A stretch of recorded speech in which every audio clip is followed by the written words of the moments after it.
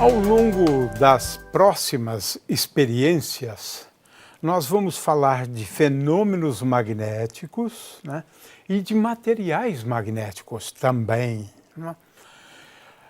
Eu só quero dizer o seguinte, vamos na primeira aula falar de ímãs, na segunda de materiais ferroelétricos, mas eu quero dizer o seguinte, isso é muito difícil de entender. Muito difícil entender. Mas isso aí é curioso. Por quê?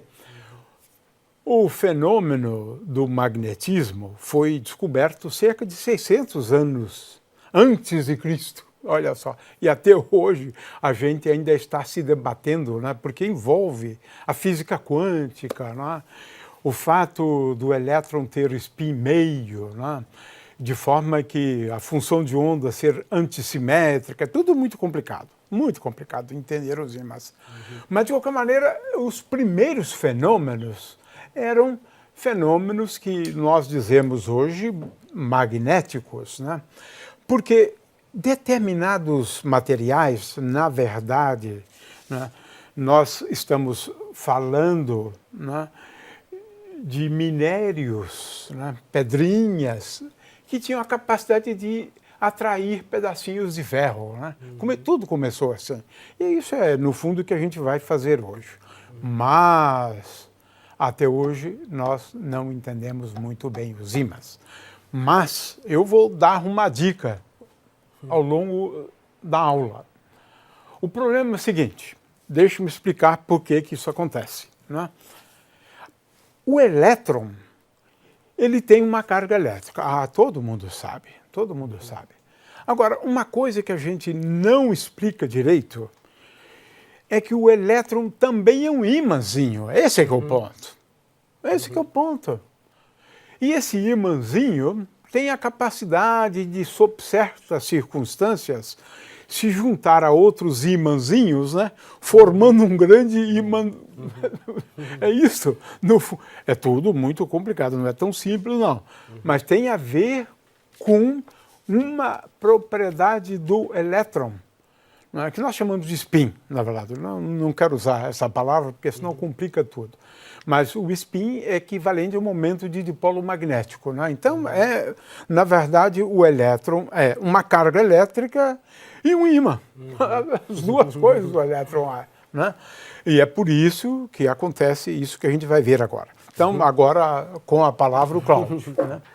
Bom, aqui nós vamos então mostrar alguns materiais que têm essa propriedade magnética, né? Que são os ímãs. Então, existem vários tipos de ímãs hoje, comercialmente, né? Por exemplo, esses de ferrita, né? Óxido de ferro. Temos também o alnico. Alnico é uma mistura de alumínio, níquel, cobalto, alnico, né? Então, isso aqui também é um tipo de ímã que é bastante comum. E hoje em dia nós temos os super ímãs, né? Os ímãs de neodímio e ferro-boro. Então, esses ímãs têm um campo magnético muito mais intenso do que, por exemplo, o de ferrita. É mesmo? Quase um Tesla, mais de um Tesla na superfície. Quase 10 vezes mais do que esses ímãs de ferrite. Então, com esses ímãs, super ímãs, hoje é possível fazer demonstrações de paramagnetismo, diamagnetismo, coisa que no passado era muito difícil. Então, nós vamos fazer esses experimentos aqui, nas próximas aulas. Mas aqui a gente vai mostrar como é o campo magnético em torno do ímã, que é uma coisa invisível, assim como o campo elétrico, assim como o campo gravitacional, você não enxerga, mas a gente pode ver o efeito no espaço ao redor do ímã. E para isso eu preciso de algo para visualizar. E a gente costuma usar limalha de ferro, né? Pode ser esponjinha de aço picado com tesoura. Então isso é fácil produzir, né? Muito fácil produzir. E aqui eu usei, na verdade, microesferinhas de ferro, né? E ele está entre duas placas de acrílico, então é possível mexer, espalhar ele bem. Aqui um suportezinho, um suporte para a gente colocar o ímã e o retroprojetor. Então nós vamos agora ver a imagem. Ali está o ímã. Ali está o ímã, né? Um suporte de acrílico só para ele não sair rolando. E aqui vamos ver como é que são as linhas de campo magnético ao redor desse ímã ali. Ah, que bonito. Você está visualizando ali as linhas de campo, né, do campo magnético. Campo magnético, né? Ah, que coisa interessante, As bonita experiência. microesferas de ferro, né? Veja que elas saem e entram, né, e depois as linhas de campo continuam dentro do ímã. O que nunca a gente mostra, né, mas é verdade. É né? verdade, é verdade. Porque as linhas de campo são sempre linhas fechadas, né? Ah, interessante, bem interessante. Uma maneira de visualizar, né? Exatamente. E veja, a intensidade é bem grande aqui, não é isso? Nos polos. Nos polos, né? Exatamente. Claro, porque as linhas de campo se adensam, né? Nos polos. Né? Nos polos. Ok. E aqui, bem no meio do ímã, né, você tem um campo magnético bem fraco. Bem fraco. Bem no meio, exatamente, você tem um campo bem fraco. É o que a gente vê lá pelo espaçamento, né? Exatamente. Nas linhas de campo. Interessante, interessante, Cláudio. Muito. Olhar mais uma vez. Simples. Olha só que beleza. Fácil de demonstrar, né? Exato. Agora, a gente pode fazer o seguinte. Vamos pegar esse ímã e vamos quebrar ele ao meio. Então, vamos quebrar e colocar metade. Né? Ou seja, talvez eu separei o norte do sul. Né? O polo norte do polo sul. Então vamos ver o que acontece ali com o campo. Então, você acabou de demonstrar que é também um ímã, né? Também um ímã. É outro ímã. É outro né? ímã. Quebrou o ímã, tem dois ímãs. Dois ímãs, com polo norte e sul. Com polo norte e sul. Então, vamos quebrar de novo para ver. Então agora metade, mais uma vez. Outro ímã, vai quebrando, é sempre um ímã, né? Mas isso é possível entender, né, Cláudio, à luz da teoria, né, que se forma domínios, né? Sim. Então você não perde, né? Você quebra e continua com os domínios, né? Exatamente. Então isso aqui seria, né, um pedacinho de ímã. Se eu continuasse quebrando, eu viria sempre os dois teria polos. outro ímã. Exatamente. Né? Ok. Até chegar no átomo, né? E por fim o elétron. Muito bom. Bom, então isso aqui foi só para mostrar, ilustrar como é que é o campo magnético, né, ao redor do ímã. Ah, deixa eu mostrar também, estava esquecendo de mostrar, usando, por exemplo, uma bússola, né? Isso, se você não tiver uma limalha, você pode usar uma bússola. Pode utilizar a bússola. Para mapear. O da limalha é mais interessante. Você vê tudo de uma vez. O adensamento, onde é mais forte o campo. Né? Mas isso ajuda. Ajuda, claro, porque a bússola também é um ímã. Né? Então são dois ímãs aqui. Então, o polo norte ele atrai o polo sul. E o polo sul atrai o polo norte. Ela se orienta paralelamente, né, às linhas de campo, né? Exatamente. Então isso aqui também é uma outra opção. Vamos agora falar de um tema belíssimo e muito importante do ponto de vista tecnológico, né? Vamos falar de alguns materiais ferroelétricos, né? Porque na verdade existem muitos tipos, né, de materiais ferroelétricos, inclusive, né? Os materiais, do ponto de vista do magnetismo, existe uma riqueza muito maior do que do ponto de vista da eletricidade. Né? Então, nós vamos falar, né, primeiramente, de materiais ferroelétricos. Agora, independentemente do tipo de magnetismo, diamagnetismo, ferromagnetismo, paramagnetismo, o conceito central é o conceito de magnetização, né? É o conceito de distribuição de momento de dipolo magnético. Esse é o conceito central, né, em relação aos materiais magnéticos de uma forma geral, né? Agora, o Cláudio vai falar agora e mostrar experiências de materiais ferroelétricos. Mas mesmo, né, Cláudio, entre eles, existe uma distinção. Porque você tem materiais ferroelétricos, né, como o ímã aqui, e ele tem uma magnetização permanente, né? Só acima de uma certa temperatura que ele perde a magnetização, mas ele tem a magnetização. Mas existem materiais, né, ferromagnéticos que não exibem, né, uma magnetização em caráter permanente, mas ele pode se magnetizar, porque esse que é o ponto. Então você às vezes, não, esse material aqui não é ferromagnético, aí Cláudio, ele não atrai ninguém, ó, tá vendo? Então você fica com a impressão, mas é que você tem dois tipos de materiais, né? Ferromagnéticos, né? Com, né, magnetização permanente e que não tem, mas são magnetizáveis. Sim. Então vamos lá, é isso que você vai explicar para a gente. Isso.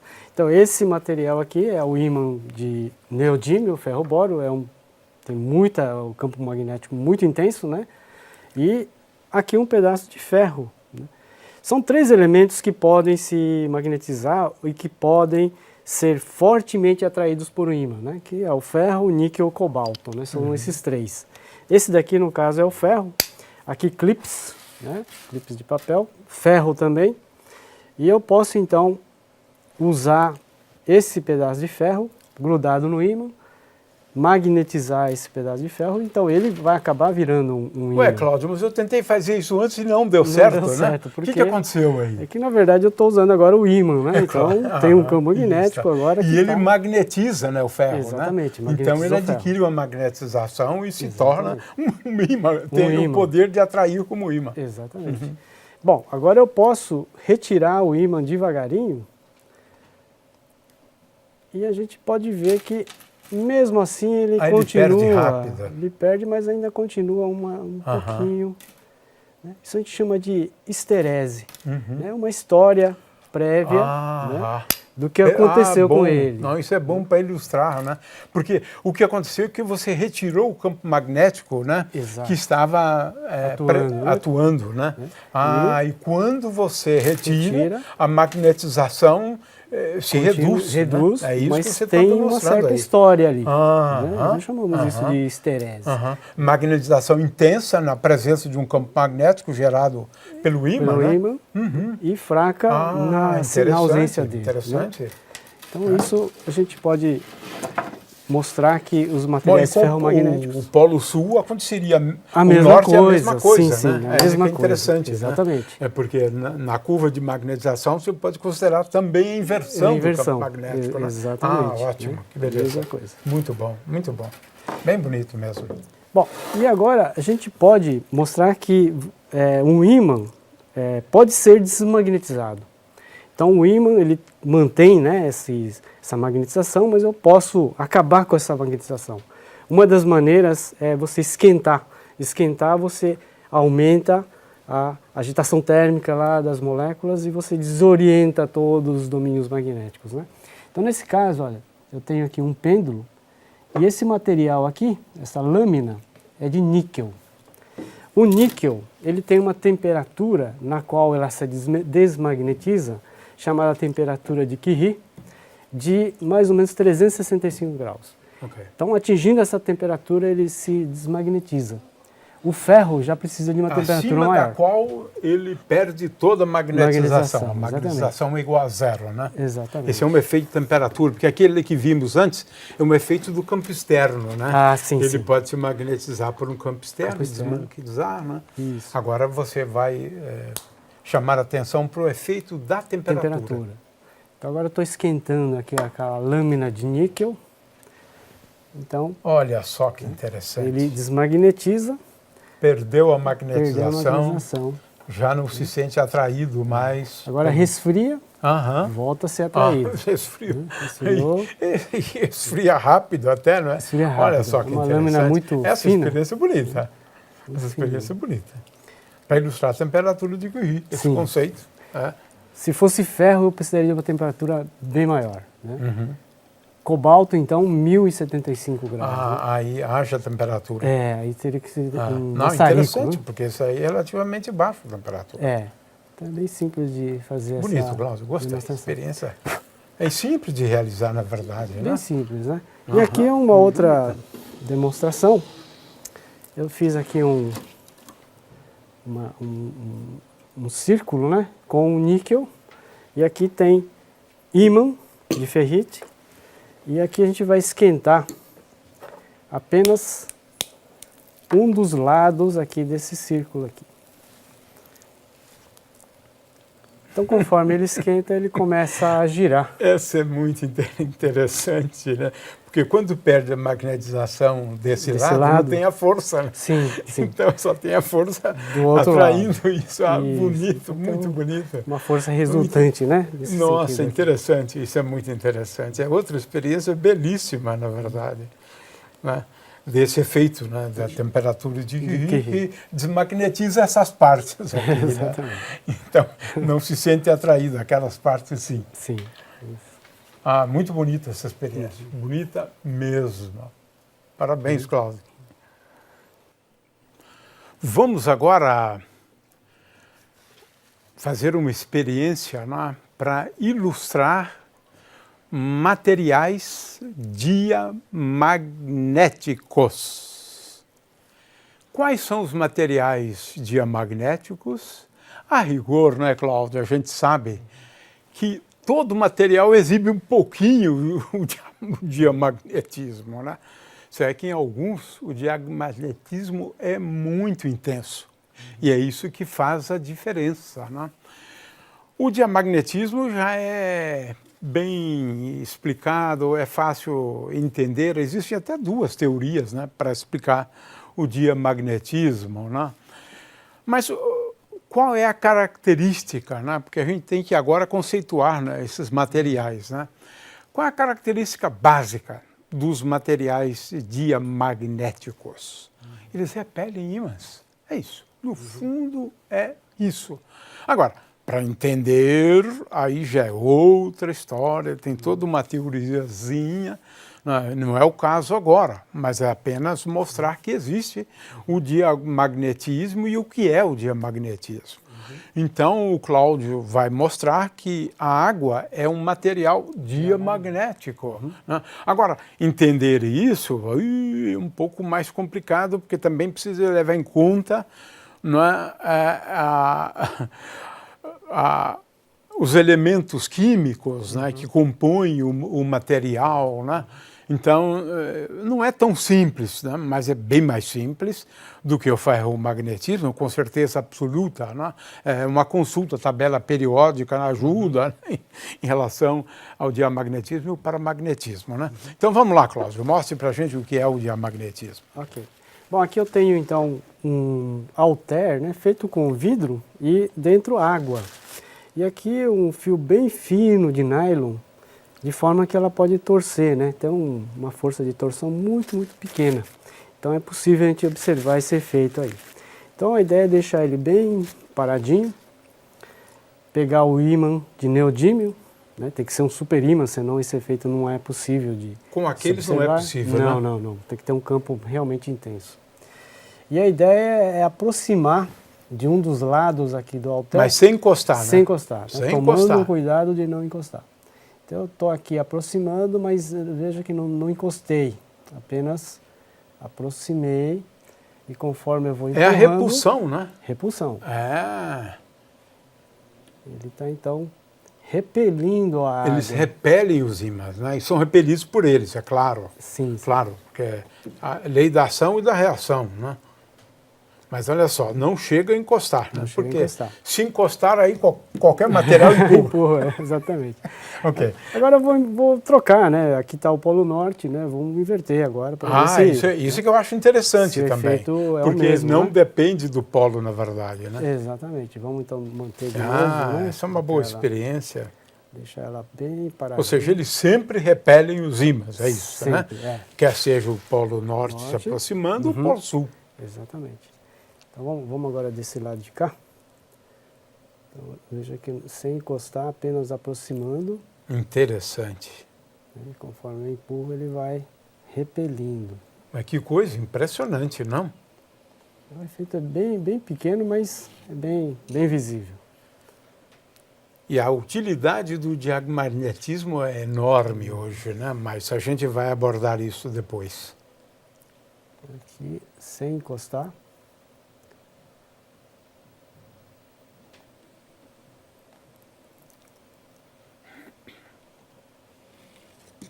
Aqui. Muito bom, belíssima experiência. Comprovado que existem materiais diamagnéticos. Repele os ímãs e não depende do polo. Tá certo? Vamos agora a uma experiência, né, para demonstrar a existência de materiais paramagnéticos, né? É curioso, os materiais paramagnéticos são atraídos pelos ímãs, né? Mas os ferromagnéticos também são, né, Cláudio? A questão é a intensidade, né? E depois os materiais paramagnéticos são muito mais susceptíveis à temperatura, né? O fato é que esses materiais existem e a característica, veja, é o oposto dos materiais diamagnéticos, né? É que eles sempre atraem os ímãs ou são atraídos pelos ímãs, é claro, porque é a terceira lei de Newton, né? Então são atraídos e atraem os ímãs. Então vamos lá, Cláudio, essa experiência. Tá. Então aqui nós vamos usar raspas de alumínio, né? Raspas de alumínio. Dá para ver, tá ali. São pequenos pedaços de alumínio, né? Por que não um bloco de alumínio, uma esfera de alumínio?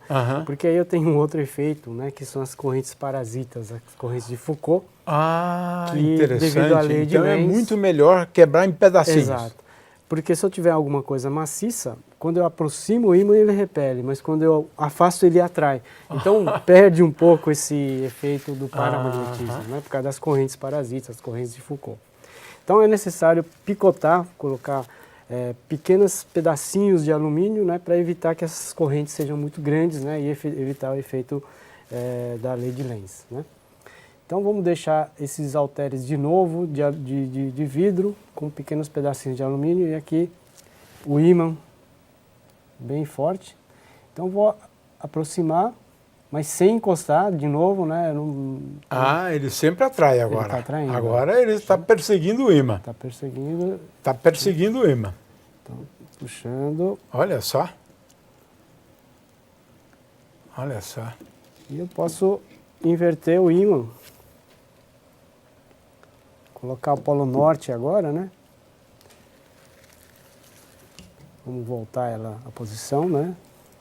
Aqui. O que acontece com o polo sul acontece com o polo norte, né? Esse que é o ponto, né? Exatamente. Então, vamos deixar aqui de novo, sem encostar. Agora ele está atraindo.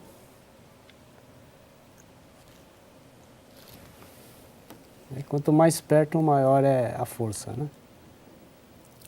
Nossa, que bonita experiência, bem interessante. Ok.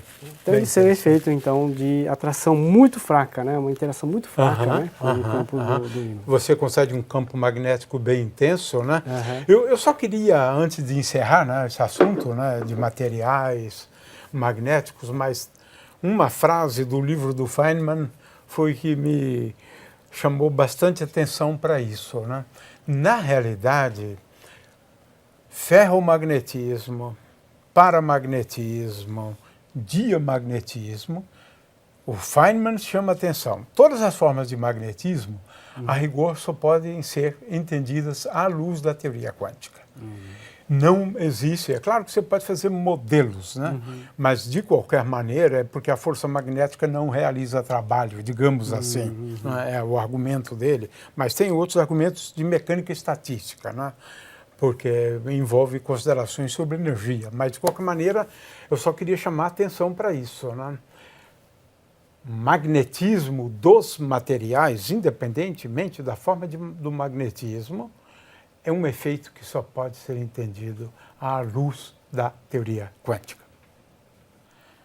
Vamos falar agora de uma descoberta importantíssima na ciência do magnetismo, né?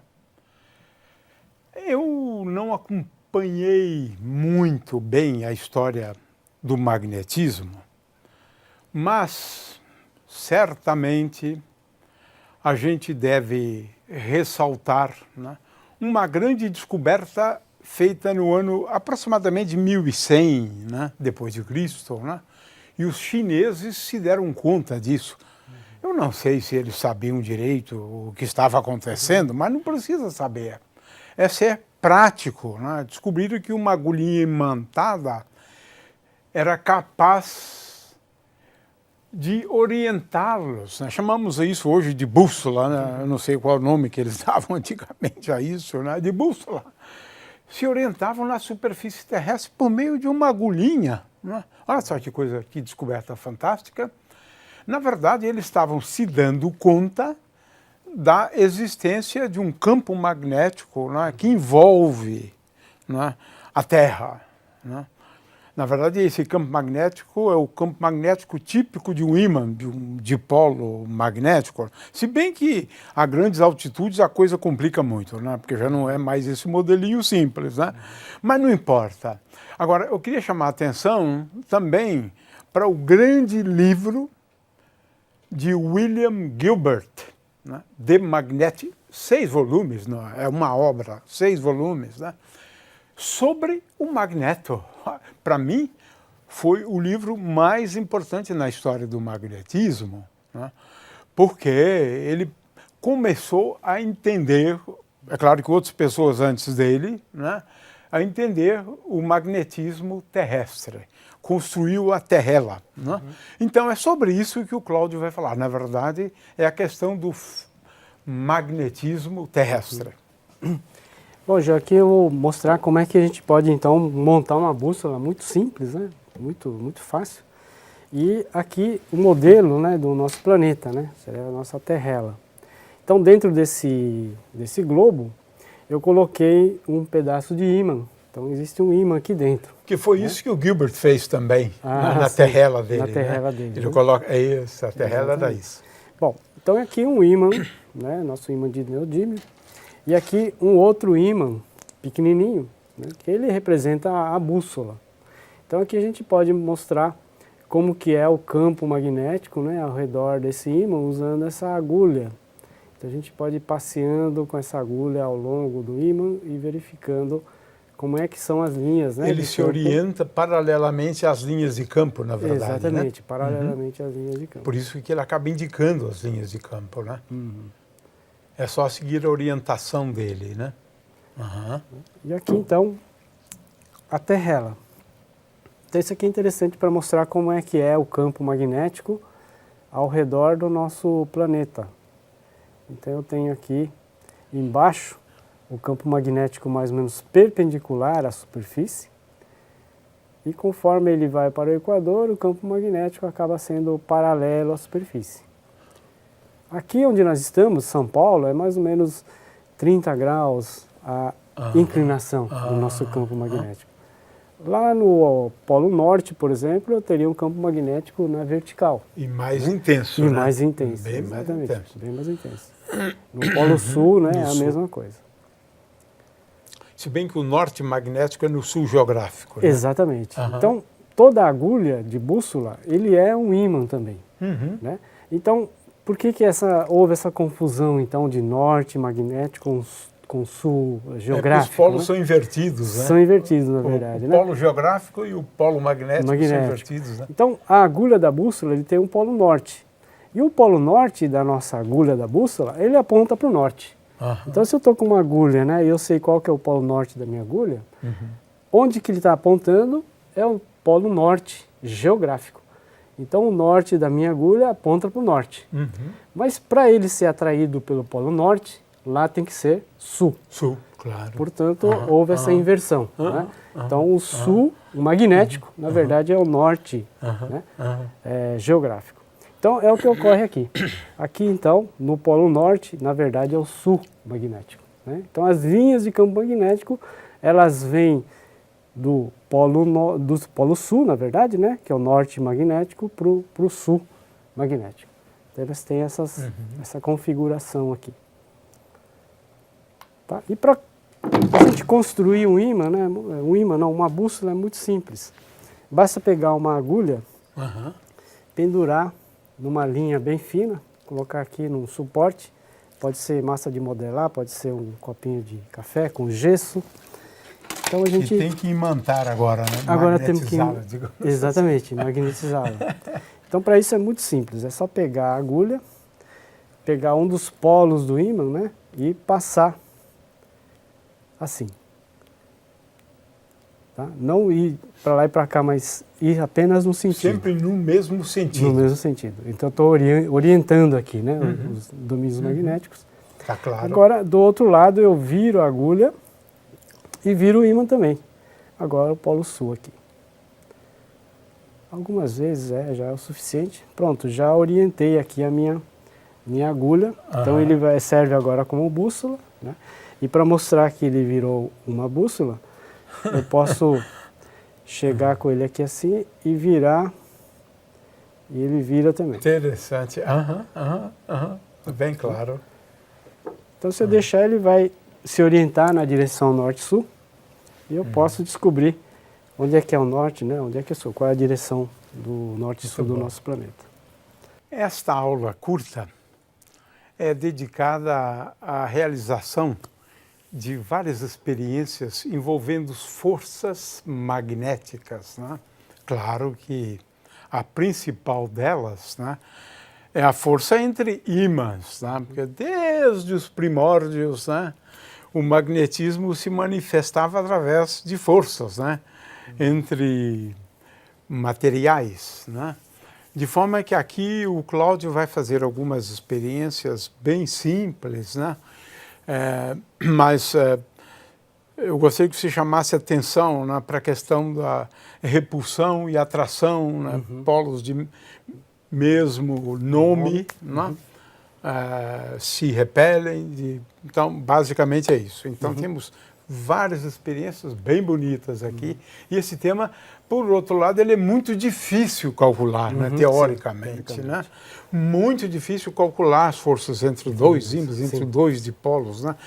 É muito mais fácil quando se trata de cargas elétricas, né? Que a gente sabe uma regrinha bem simples para calcular as forças entre elas, mas calcular forças entre materiais magnéticos não é fácil, não. Ok, mas demonstrar, aí para o Cláudio é mais fácil, para mim é muito difícil, mas para ele é fácil.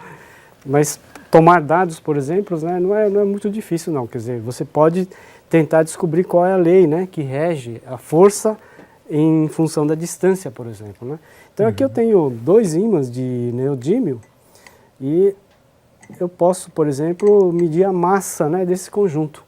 Então eu tenho a força-peso, né, equilibrando para equilibrar aquela força. Força magnética. Então, de certa né? maneira, você está medindo, sim, força. Sim, certo, né? Aqui eu tenho a força-peso equilibrando com a força magnética nessa mas distância. é mais fácil medir do que prever, teoricamente, isso que eu quis chamar a atenção. Exatamente, não é uma fórmula muito... exatamente, tentar fazer um gráfico, né?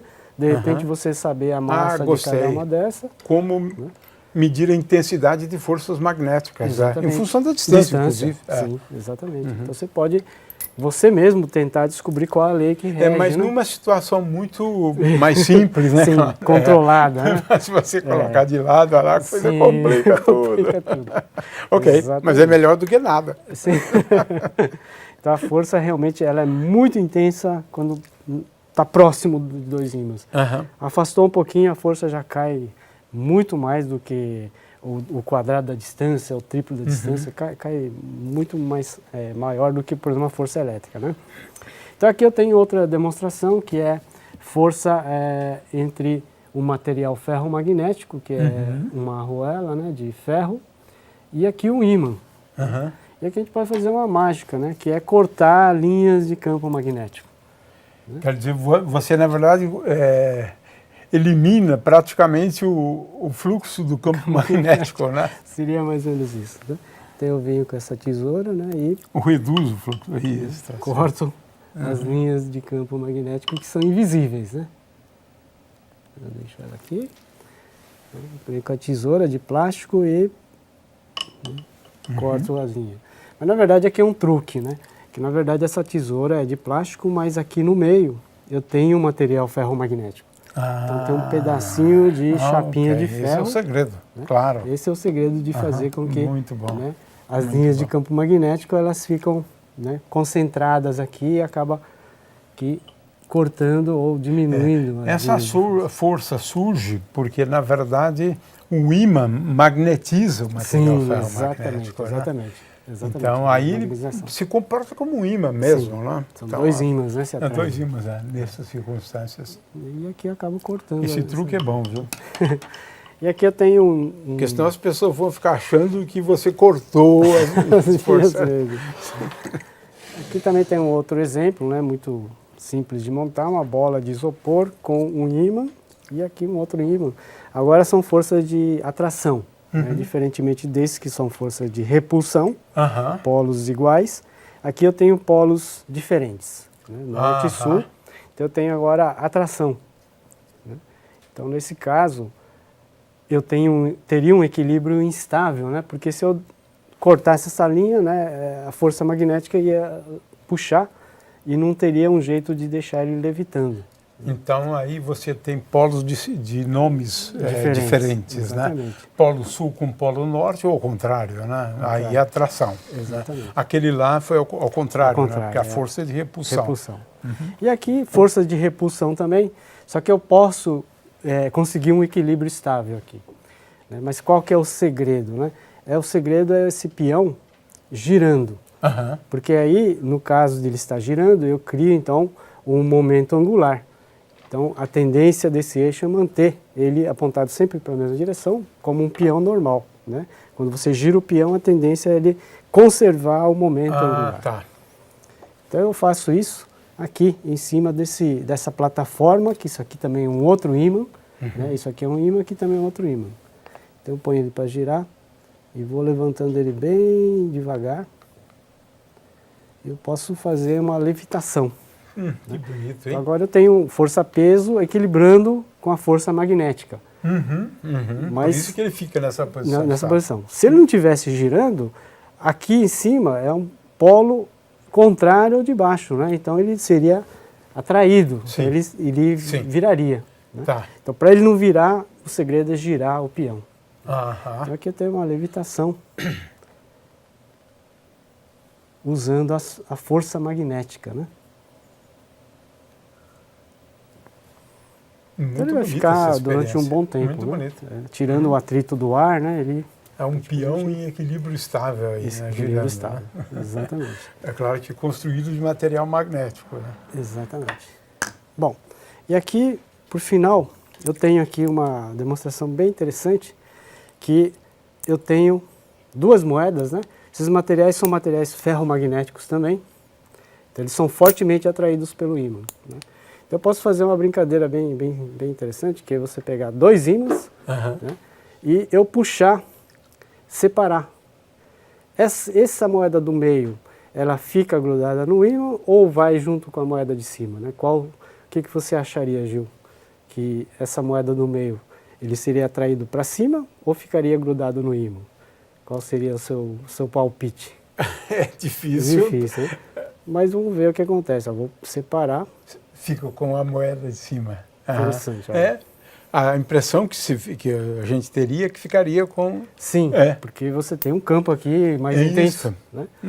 Mas a explicação é a seguinte. A gente tem surpresa. Né? Aqui o ímã, você tem então uma magnetização permanente. Então eu tenho um campo magnético aqui em toda a superfície, de forma praticamente uniforme. Em qualquer ponto é igual. Mais ou menos uniforme. Uniforme. Né? Essas moedas, porém, não têm campo magnético permanente, né? Então, ao aproximar do ímã, ele vai concentrar as linhas de campo magnético através, né?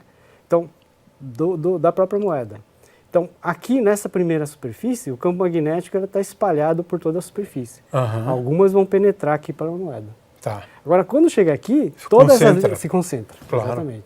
Então, você tem um campo magnético mais forte entre essas duas moedas. Isso é verdade. Bom. Agora sim, você explicou tudo. Fantástico. Então, você tem esse efeito. Ok. Bem explicado. Muito bom, Cláudio. Agora, existe uma outra teoria, né? Que é mais aceitável, né? Que dinheiro atrai dinheiro. Isso é uma prova disso. Isso é uma prova disso. Ok.